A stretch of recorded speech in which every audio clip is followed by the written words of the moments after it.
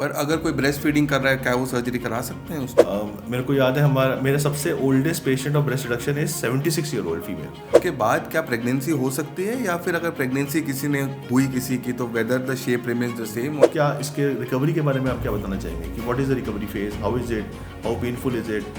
कई बार पेशेंट बोलते हैं कि आप सी सेक्शन हो रहा है तो उसके साथ ही टमी टक कर दीजिए। तो क्या क्या सर्जरीज डॉक्टर गौतम हम साथ में कर सकते हैं वुमेन के लिए जो एक मॉमी मेकओवर के कैबिनेट में आता है? Usually is around 4 to 5 hours, which takes a time, which we feel is very safe for the patient, और हम patient is easily managed in that day. यही तो मकसद है हमारा ये सब एजुकेशनल पॉडकास्ट करने का, वीडियोस बनाने का, ताकि उनको समझ आए कि ये procedures are important for that individual wellbeing. Hi, good morning. Today आज हम बात करने वाले हैं एक ऐसे टॉपिक पे जो हमारी मोस्ट कॉमन सर्जरी है, one of the most common surgery है। बहुत से लोग इस सर्जरी के बारे में बात करना चाहते हैं, डिस्कस करना चाहते हैं, बट साथ में हिचकिचाते भी हैं। ये सर्जरी है मॉमी मेकओवर। मॉमी मेकओवर हमारा ये मानना है कि हर मदर को कुछ ना कुछ उसके पार्ट्स हैं जिसकी ज़रूरत पड़ सकती है। मॉमी मेकओवर एक बहुत बड़ा गैमेट ऑफ सर्जरीज हैं जिसके बारे में आज हम बात करेंगे। Hi doctor Gautam, so let's start another episode of plastic surgery podcast. So mommy makeover है क्या? तो doctor Rajat, we all know that whenever a woman gets pregnant, it's a very wonderful part of her life, है ना? तो मतलब it's the best thing that could happen to a woman. बस post pregnancy देख क्या होता है कि आपका स्टमक एक्सपैंड करता है, आपने फैट गेन करा है, बहुत हार्मोनल चेंजेस हुए बॉडी में, जिसकी वजह से ब्रेस्ट की डिफॉर्मिटीज़ आती हैं। सो मॉमी मेकओवर में अगर हम मोटा बात करें तो सबसे पहले अगर हम ब्रेस्ट की बात करें तो ब्रेस्ट का सैगिंग हो सकता है या ब्रेस्ट इंक्रीज हो सकते हैं साइज में, so we take care of that. फिर एब्डोमेन में जो जैसे when the baby is growing, so your muscles become weak, you start gaining a lot of excess skin, you start gaining a lot of excess fat, so we take care of that. And then when we talk about the genitalia, there is vaginal laxity, जिसकी वजह से it can also be a part of mommy makeover. पर अब जैसे अब मैंने breast की बात करी, एब्डोमेन की बात करी, तो अब इसमें एग्जैक्टली हम क्या करते हैं डॉक्टर साहब? तो देखिए, ब्रेस्ट की अगर हम बात करते हैं सो 3 चीज़ें हो सकती हैं। वुमेन की ब्रेस्ट का साइज बढ़ता है ड्यूरिंग प्रेगनेंसीज और ब्रेस्ट फीडिंग। जब ये खत्म हो जाता है सो कई बार साइज रिड्यूस हो जाता है और कई बार साइज रिड्यूस नहीं होता, लेकिन सैगिंग हो जाती है, सो ब्रेस्ट सैग कर जाती है। सो एक तो ये। दूसरी बात, अगर ब्रेस्ट का साइज रिड्यूस नहीं किया पूरा और ब्रेस्ट बड़ा हो गया तो उसका साइज रिडक्शन। और तीसरी ऑप्शन, कभी कभी ब्रेस्ट इतना रिड्यूस हो जाता है वॉल्यूम में और सैग कर जाता है कि they also need volume replenishment, यानी वो ब्रेस्ट से सैग नहीं किया, वो डिफ्लेट भी कर गया। सो ये तीनों चीजें हो सकती हैं। इन तीनों चीजों को करेक्ट करा जाता है depending upon what an individual needs. अगर बड़ा ब्रेस्ट है तो ब्रेस्ट रिडक्शन सर्जरीज, अगर सिर्फ लिफ्ट करना है तो मेस्टोपेक्सी या ब्रेस्ट लिफ्ट सर्जरी, अगर ब्रेस्ट डिफ्लेट हो गया है तो वॉल्यूम रिप्लेनिशमेंट करना है तो यानी विद फैट ट्रांसफर या फिर इम्प्लांट्स। अगर हम एब्डोमेन की बात करें तो एक्सेस फैट को रिमूव करने को हम बोलते हैं लाइपोसक्शन। सो वो अपर एब्डोमेन, लोअर एब्डोमेन, बहुत बारी लव हैंडल्स बन जाते हैं, वो नीचे जाते नहीं है, और नीचे का एक एब्डोमेन का टायर बन जाता है पूरा ना, जिसका फैट और स्किन का टायर, सो वो निकालना। और इसके साथ हम हमेशा लोअर बैक कंटूरिंग करते हैं बिकॉज वहाँ पे भी काफ़ी फैट इकट्ठा हो जाता है, और जब तक वो नहीं करें हम एक वुमेन को एक अच्छी आर्गला शेप नहीं दे पाते। लूज स्किन होता है, अगर लटक गया है स्किन एब्डोमेन का साथ में फैट के साथ, तो उसको स्किन को भी निकाला जाता है, जिसको different types of tummy tucks होते हैं, मिनी टक या फुल टमी टक या sometimes total body lift also. Genitalia की बात करें तो अगर वेजाइनल लैक्सिटी जैसे आपने बोला तो वेजाइनोप्लास्टी करनी होती है, मसल टाइटनिंग करनी होती है, जिसको नॉन सर्जिकल वे में भी कर सकते हैं, सर्जिकल वे में भी कर सकते हैं, डिपेंडिंग अपॉन कि कितना लैक्सिटी है। अगर जो वेजाइना के बाहर का जो एरिया होता है उसको लेबिया मेजोरा माइनोरा बोलते हैं, अगर उसकी डिफॉर्मिटीज हो जाती हैं बहुत बारी, लेबिया मेजोरा थोड़ा फ्लैट हो जाता है, लेबिया माइनोरा का साइज बढ़ जाता है, तो लेबिया माइनोरा की ट्रिमिंग भी करी जाती है, लेबिया प्लास्टी बोला जाता है, लेबिया मेजोरा में फैट ग्राफ्टिंग भी कर सकते हैं। तो ये बहुत बड़ा गैमेट ऑफ सर्जरीज है, और ऐसा नहीं कि सारी सर्जरी सब में करी जाती है। मॉमी मेकओवर एक बहुत बड़ा एक कैजुअल टर्म है ना, एक लेमैन टर्म है। जो सर्जिकल टर्म्स हैं, साइंटिफिक टर्म्स हैं, वो तभी करे जाते हैं जब अगर पेशेंट की रिक्वायरमेंट हो। अगर किसकी रिक्वायरमेंट सिर्फ ब्रेस्ट की है तो सिर्फ ब्रेस्ट करेंगे, अगर एब्डोमेन की तो एब्डोमेन करेंगे, दोनों की है तो दोनों करेंगे। सो ऐसा होता है। एक ये क्वेश्चन आता है कि डॉक्टर गौतम, ये सर्जरी करानी कब चाहिए? आज हमारी प्रेगनेंसी हो गई, ब्रेस्ट फीडिंग हो गई या ब्रेस्ट फीडिंग चल रही है, मैं कब आपसे कंसल्ट करूं? पेशेंट कब हम सबसे कंसल्ट करें, सर्जन से कंसल्ट करें कि वे सर्जरी के बारे में सोचते हैं? तो आइडियली देखिए, जब हम कहते हैं जब आप when you have completed your pregnancy we wait for 6 months. After 6 months आपके हार्मोन्स सारे सेटल हो रहे हैं, आपका जितना फैट था वो सेटल हो रहा है, स्किन जो सैग होनी थी, श्रिंक होनी थी, वो हो चुकी है, breast has taken a certain shape, आपका जो मसल का रिकॉयल था वो हो चुका है, and then we say after 6 month it is quite safe to do the surgery. But this is a time which we consider the minimum time to wait. उसके बाद आप कभी भी करा सकते हैं। इसमें ना एक और बात होती है कि 6 मंथ्स इसलिए भी वेट करना है क्योंकि हमारा ये मानना होता है कि वो जो फेज है ना मदरहुड का, वो बहुत ही They should enjoy mother that phase. Yes they should enjoy that phase. Yeah. Mother और चाइल्ड की बॉन्डिंग हो रहा है, वो इंपॉर्टेंट है बहुत ज़रा। साथ में ऑब्वियसली जैसे आपने बताया कि हार्मोन चेंजेस वगैरह हो रहे हैं, प्यूरियम फेज बोलते हैं इसको 6 मंथ्स का डिलीवरी के बाद, तो वो फेज खत्म हो जाना चाहिए और 6 मंथ्स के बाद ही करना चाहिए। पर अगर कोई ब्रेस्ट फीडिंग कर रहा है, क्या वो सर्जरी करा सकते हैं उस टाइम पे? नहीं, अगर देखिए अगर कोई लोग ब्रेस्ट फीडिंग 6 मंथ्स के बियॉन्ड भी कर रहे हैं हाँ। तो उस समय हमें ब्रेस्ट सर्जरी नहीं कर सकते। हम एब्डोमेन की तो सर्जरी कर सकते हैं, बट हम यूजुअली बोलते हैं अगर ब्रेस्ट सर्जरी करना है तो आपका एटलीस्ट 1 मंथ तो ब्रेस्ट फीडिंग स्टॉप हो जाना चाहिए before you go for this surgery. अब ऐसा भी कई बार होता है कि ब्रेस्ट फीडिंग स्टॉप हो गया लेकिन ब्रेस्ट मिल्क सेक्रीशन कम तो हो गया, खत्म नहीं हुआ, तो ऐसे केसेस में हम कुछ मेडिसिन भी दे सकते हैं उसका ब्रेस्ट मिल्क प्रोडक्शन रोकने के लिए। हाँ, तो उसका रीजन सिर्फ ये होता है कि अगर ब्रेस्ट फीडिंग कर नहीं रहे हैं तो ब्रेस्ट मिल्क बनना नहीं चाहिए, और अगर ब्रेस्ट मिल्क बन रहा है और हम सर्जरी कर रहे हैं तो सर्जरी में हीलिंग के और इन्फेक्शन के चांसेस बढ़ जाते हैं, हीलिंग स्लो हो जाती है। तो इसलिए फिर हम वो मेडिसिन देके आपका ब्रेस्ट मिल्क प्रोडक्शन बंद कर सकते हैं। क्या इसमें कोई एज क्राइटेरिया भी होता है डॉक्टर गौतम? देखिए, कोई एज नहीं है इसमें करने के लिए। After somebody has completed their family, ideally we say कि you can undergo a mommy makeover surgery or any abdominal surgeries। हमारे पास ऐसे भी पेशेंट आए जो 50-60 साल के हो गए हैं, they did not know this option कि ये हो सकता है कभी, but they are not very fond of the body now, है ना। कोई साड़ी पहनता है तो उनसे टायर दिखता है, they become very embarrassed socially, और now they are moving around with big breast, जिसकी वजह से they have a lot of problems, back pain हो रहा है, ये हो रहा है, वो हो रहा है। So there is no age. After all it's not only an aesthetic surgery, it's a very functional surgery also. So we do not consider any age for having this surgery done. So basically age criteria नहीं है, medical fitness है। हाँ जी। मेरे को याद है मेरा सबसे oldest patient of breast reduction is 76 year old female. So वो मेरे पास आई कि कहती कि जी मैं पहले सोचती रहती थी कि बच्चों को बोलूँगी क्या सोचेंगे, फिर सोचने लगी कि बहुत मेरे तो ग्रैंड चिल्ड्रन हो गए, उनको बोलूँगे कि मैं वो क्या सोचेंगे, सर्जरी करानी है। अब मुझे लगता है कि मेरे को अपने लिए जीना है, कुछ पता नहीं whatever life I have to live for my self.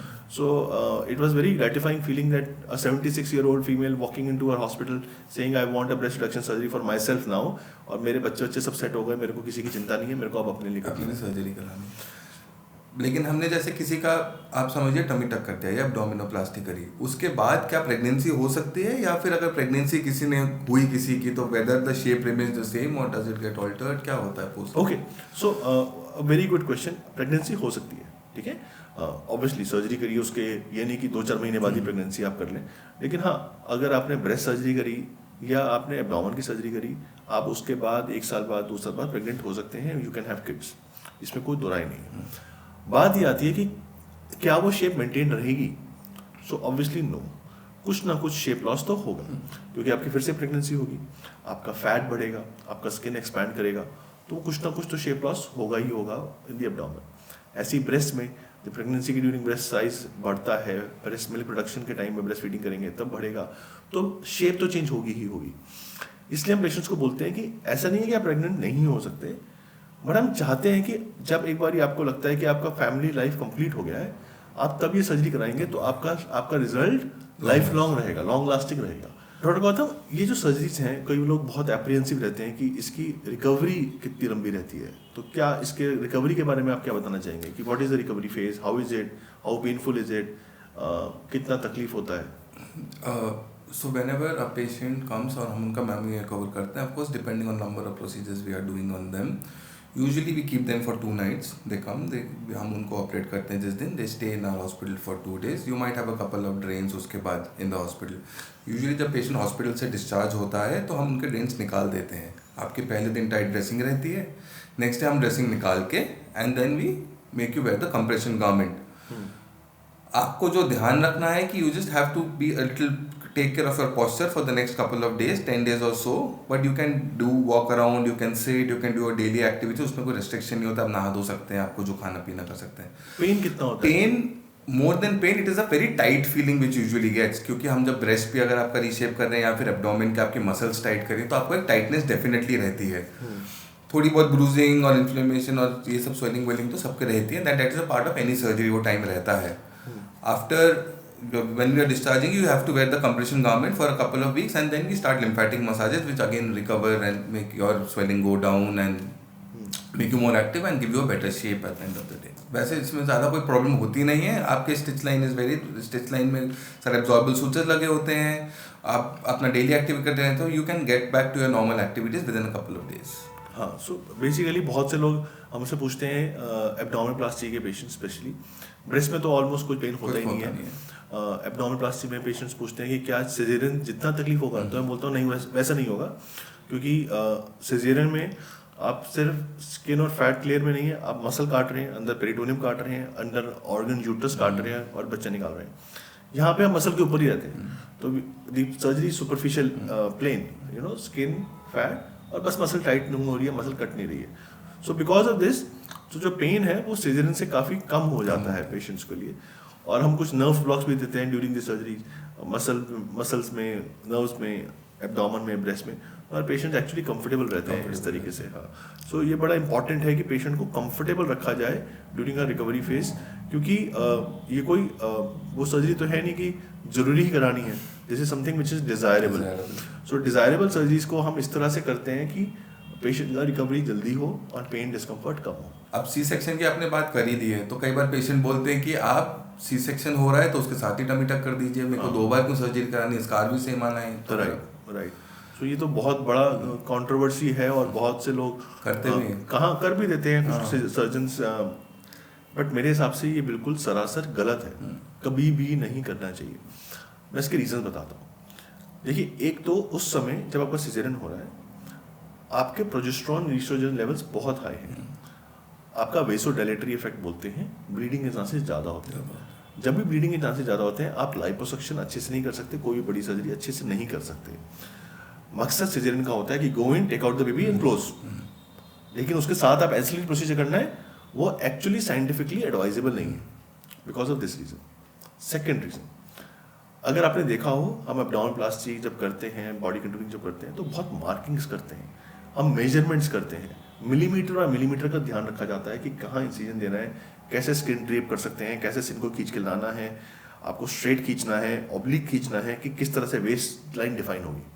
अब जब आप मार्किंग करने जा रहे हैं सिजन से पहले, आप सोचिए आप तो एक्सपैंडेड है, आपको पता ही नहीं कि कितना स्किन श्रिंक होना है, आपको पता ही नहीं मसल कितना श्रिंक होना है. आज जो आप मार्किंग करेंगे, you do not know how much the skin and muscle is shrinking.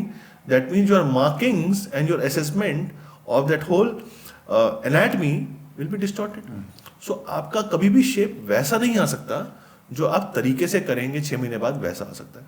So your result, you may tighten some skin, you may remove some fat, but you will not be able to give them enhanced shapes. And the beauty about cosmetic surgery is not just about tightening the skin and fat, it is about shaping. अगर उस इंसान की, उस patient की, आपने हमारे abdominoplasty patients के results देखें, एक कार ग्लास शेप देते हैं, स्कार बिल्कुल लो रखते हैं, हाई डेफिनेशन कंटूरिंग करते हैं, सेंट्रल डिप्रेशंस देते हैं, एजेस ऑफ मसल्स डिफाइन करते हैं, नेवल को एक यूथफुल लुक देते हैं कि नेवल का स्कार ना दिखे. ये सब हो ही नहीं सकता बिकॉज आपकी मार्किंग्स ही नहीं हो सकती. सो पहला रीज़न ये आपका ब्लीडिंग के चांसेस, दूसरा रीज़न आपके मार्किंग, तीसरा रीज़न आप सर्जिकल ड्यूरेशन बढ़ा रहे हैं. हमारी सर्जरीज में कई बारी जनरल एनेस्थीसिया देना पड़ता है. जब आप सिजेरियन करते हैं तो अमूमन तौर पे 99% आप स्पाइनल एनेस्थीसिया में करते हैं, पीठ पे सुई लगती है और सिजेरियन करके बच्चा निकल जाता है. अगर आपको ठीक से कंटूरिंग करनी है, आपको यहाँ तक जाना पड़ता है, तो कई बार स्पाइनल एनेस्थीसिया में नहीं कर सकते, आपको जीए करना पड़ेगा. So you are subjecting that patient who can do a simple caesarean surgery under spinal anaesthesia, pregnant women, to a general anaesthesia. That does not make sense. So आप risk बढ़ा रहे हैं दोनों जीवन पे. करने की जरूरत पड़ती है तो जनरल एनेस्थीसिया दे सकते हैं, but this is unnecessary. Fourth reason, आपका रिकवरी टाइम बढ़ जाता है. नाउ सिजेरियन के बाद you understand, immediately post delivery it is an important phase for mother and child bonding also. जब आपका रिकवरी टाइम बढ़ जाएगा, आपको थोड़ा बहुत तकलीफ बढ़ जाएगा, तो क्या ये इंपॉर्टेंट है उस समय? बिकॉज ऑफ दिस रीजन्स मेरे दिमाग में कोई डाउट नहीं है कि ये सिजेरियन के साथ में नहीं करना चाहिए। हमारे हॉस्पिटल में गायनेकोलॉजिस्ट हैं, वो रेगुलरली हमसे पूछती रहती है, उनके पास पेशेंट्स आते हैं, वो मेरे पास आ जाते हैं, मैं उनको सबको ये समझाता हूँ। अगर आप तरीके से समझाएं तो हर बंदा समझता है कि क्या सही है क्या गलत है। लेकिन अगर आप ये सोचें कि नहीं जी मेरे को अभी मौका मिला है सर्जरी करनी है, अभी पेशेंट ओटी में आ गया है कर दो, मेरे को लगता है कि वो गलत है, बिल्कुल सरासर गलत है। अब जब हम ये करते हैं, अब हमने इतनी बात करी कि साथ में सर्जरी करनी चाहिए नहीं करनी चाहिए, लेकिन जब हम मम्मी मेकओवर करते हैं तो साथ में सर्जरीज करते हैं। तो क्या क्या सर्जरीज डॉक्टर गौतम हम साथ में कर सकते हैं वुमेन के लिए जो एक मम्मी मेकओवर के कैबिनेट में आता है? अब देखिए, first priority of course is deciding कि पेशेंट को क्या क्या चाहिए, whether it's breast surgery, genital surgery और एब्डोमिनल सर्जरीज और इवन एंसिलरी प्रोसीजर्स जो उसके साथ हम कर सकते हैं छोटी मोटी। But first and foremost priority is patient safety. पहले तो पेशेंट को असेस करा जाएगा whether you are fit to undergo the duration of the surgery, क्योंकि you will be under anaesthesia, तो आपका सर्जरी टाइम अगर जितना प्रोलॉन्ग करना है, कितने सारे प्रोसीजर्स होने हैं, कितने बड़े हैं ईच इंडिविजुअल प्रोसीजर।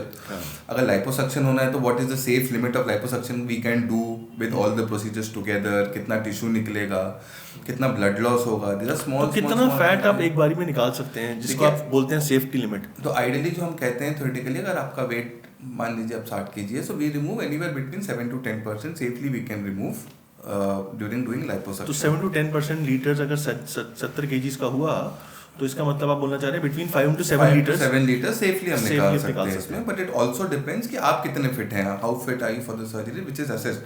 ऐसा नहीं है कि निकालना ही तो निकाला जाता है, but of course you are always assessed for all this procedures and then we look at how much is the surgery time होगा, कितना इससे आपका पोस्ट ऑफ रिकवरी कैसे आप असेस करेंगे।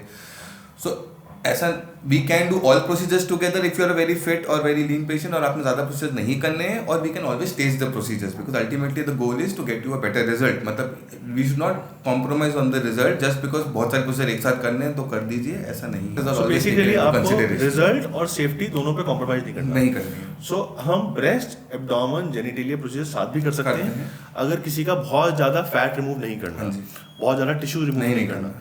अगर ज़्यादा रिमूव करना है तो वी विल स्टेज सेफ्टी रखना है। और सर्जिकल ड्यूरेशन की आपने बात की, तो कितना ड्यूरेशन आप सोचते हैं कि सेफ रहता है? मतलब कि किसके ड्यूरेशन के बियॉन्ड जा रहा होगा तो आप सर्जरी सोचेंगे कि लेकिन also it depends कि now we work as a team, so there are multiple people who are working together, so that decreases. That is one of the reasons why we can do so many procedures in a limited amount of time. So अगर हम बात करें multiple procedure doing together, it usually is around 4 to 5 hours which takes a time which we feel is very safe for the patient, और हम patient is easily managed in that time because the whole team is involved, everybody is doing something and we are taking care of the patient because our first priority is keeping the patient safe. So anywhere between 40, if we find कि अगर हमें उससे ज़्यादा recovery होगी या surgery बहुत शाम तक एक्सटेंड होगी, because we always do the surgery first thing in the morning because so that the patient is there when we are in the hospital, the patient is in the hospital, we are always taking care of the post-op care of the patient also. अगर हमें लग रहा है कि patient मतलब ज़्यादा prolong करनी पड़ेगी surgery, we might even stop doing the surgery in the between. We can do certain procedures only and complete it because we want your recovery to be very smooth, we want your healing to be smooth. बाकी at the end of the day because it's your body, because we want the result to look great once we are done with the surgery. So basically अगर summarise करें तो 5 घंटे के beyond हम नहीं जाना चाहते हैं। हम चाहते हैं कि 4.5 घंटे की तरफ ही सर्जरी रहे, उतनी देर में जितना हो पाए उतना करना चाहिए। उससे ज़्यादा करेंगे तो रिस्क बढ़ जाते हैं। और हाँ, हमारी क्योंकि टीम है तो हम काफ़ी सारे प्रोसीजर एक साथ कर पाते हैं क्योंकि हम 3-4 प्लास्टिक सर्जन एक साथ पे काम करते हैं, और हम बहुत फास्ट हो गए हैं क्योंकि हम बहुत ज़्यादा रेगुलरली सर्जरीज करते हैं। And since we are doing it so regularly, everybody is very coordinated, सबको पता है कि क्या करना है, how to take care of the patient, patient कैसा होना चाहिए, कब आना चाहिए, कब जाना चाहिए। So it becomes a very smooth thing to happen for the patient. It's a very good experience for the patient also because it helps in the recovery at the end of the day. तो आपने ये बात करी कि ये सारी surgeries होती हैं, कितनी कॉमनली करते हैं? अब आपने बोला कि हम बहुत कॉमनली करते हैं, तो कितना कॉमनली करते हैं हम ये सर्जरी हर महीने? Dr. Rajat, it's very common, especially in our center, because since we are known and you are very known for doing this procedure, so we do approximately 10 to 12 surgeries in a month, which is a very good volume. So basically more mommy makeover हम breast, tummy एक साथ जो patient करते हैं, around 12 के cases patients हर महीने हो ही जाते हैं। इंडिविजुअल तो अलग अलग ज़्यादा भी हो जाते हैं, बट कंप्लीट मॉमी मेकओवर हाँ। सो काफ़ी कॉमन सर्जरीज हैं जो ये लोग सोचते नहीं है, उनको पता नहीं होता। So that is the reason कि अगर हम बोल रहे हैं इतना कॉमन, तो लोग करवा क्यों नहीं रहे हैं फिर? नहीं तो करवा तो नहीं है, तभी तुम कर रहे हैं, लेकिन बात नहीं कर रहे हैं इस बारे में। लोग थोड़ा एप्रीहेंसिव रहते हैं कि सोसाइटी क्या सोचेगी, मैंने कराया है, बात नहीं करना चाहते। उनको लगता है कि अगर मैं करा भी रही हूँ तो शायद सिर्फ हस्बैंड को पता हो, अगर जॉइंट फैमिली में रहते हैं तो किसी को बताते नहीं हैं। It is all about the societal mind set. लोग क्या बोलेंगे, ये क्या हाँ, बोलेंगे, so उनको लगता है कि लोग उसको सोचेंगे कि आप दौड़ लगा के पतले क्यों नहीं, हाँ जी। आपने एक्सरसाइज करके। वो समझ नहीं पाते कि अभी सोसाइटी में इतना एजुकेशन नहीं है कि जो ब्रेस्ट का अगर साइज बड़ा हो गया है, सैग हो गया है, आप कितनी भी दौड़ लगा लो वो साइज कम या लिफ्ट नहीं हो जाएगा, सैग ही होगा। एग्जैक्टली। अगर आप वेट लॉस भी कर लेंगे थोड़ा बहुत तो सैग हो जाएगा। और तो जो शोल्डर पेन, नेक पेन, जो हंच्ड तरीके से चल रहा है इंसान, जो उसको सोशल इम्बैलेंस हो रहा है, वो ठीक नहीं हो सकता। ऐसी एब्डोमेन का आप कितना भी वेट लूज कर लें, आप पतले हो जाएंगे, लेकिन स्किन एक्सेस का क्या होगा, उसके नीचे लटका रहेगा, वो नीचे टायर बना रहता है। सो अब वो लोगों को नहीं बताना चाहते क्योंकि लोग सोचेंगे क्या। लोग इसलिए सोचेंगे क्योंकि लोगों को नॉलेज नहीं है। सो यही तो मकसद है हमारा ये सब एजुकेशनल पॉडकास्ट करने का, वीडियोस बनाने का, ताकि लोगों को समझ आए कि ये procedures are important for that individual wellbeing, mental and physical wellbeing, ताकि वो खुश रहे।